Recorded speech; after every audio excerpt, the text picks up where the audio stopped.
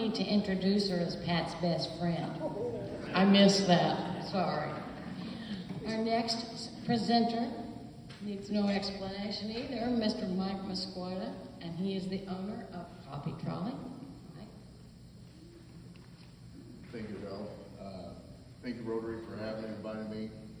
I was going to write a bunch of stuff down and try to have notes and everything, but I just figured I'd just kind of wing this because I've just known you for so long and I've got so many great stories. I know Sheila back there can attest to some of the stories I might say if she remembers.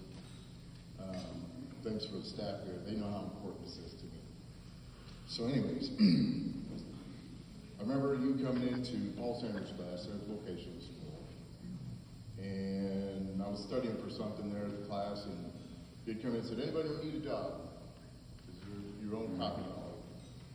At that time, I was already working somewhere else. And I got a job. So I'm a little nervous. I don't do this public speaking too much, so bear with me. So I ended up going,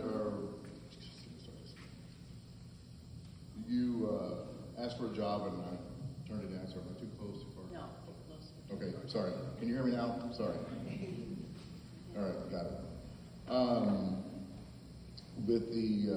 With the classroom and said, no, I had a job. So later on, I ended up coming to see you for a job.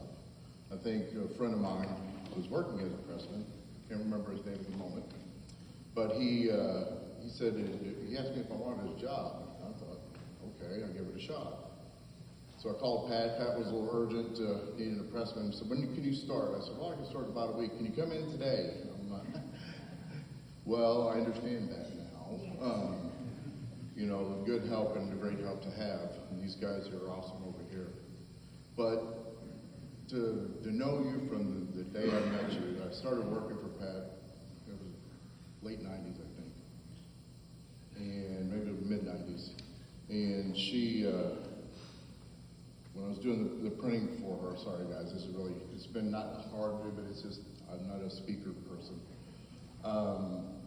You gave me an opportunity to run that press, and I did a good job, and just for the hard work and have an opportunity for what you've done for me and the people you touched them. You gave a young kid, I was 19 years old, I think. You were talking about retiring or selling the shop, and I come in there and I'm like, I'll buy it. You don't want nothing to do with this. She knew me because when I did work for her at 19, all I wanted to do was go fishing. My job was done. Is there anything else for me to do? And she would say, well, why? That's why I want to go fishing.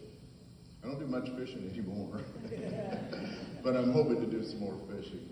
But I've got so many stories that I could think of, and if I wasn't I'm just a little nervous to be up in front of all these people. I know most of it, and I'm hoping to get to know some new faces too. But anyways, I could go on and on and on, and I don't want to be where I can't talk. But Pat, I thank you for everything. You're a lovely person. Thank you for giving me an opportunity to believe in a young kid that was kind of cocky that just wanted to go fishing. So, thank you again for letting me speak. And Pat, I love you, man. Thank you guys, everybody.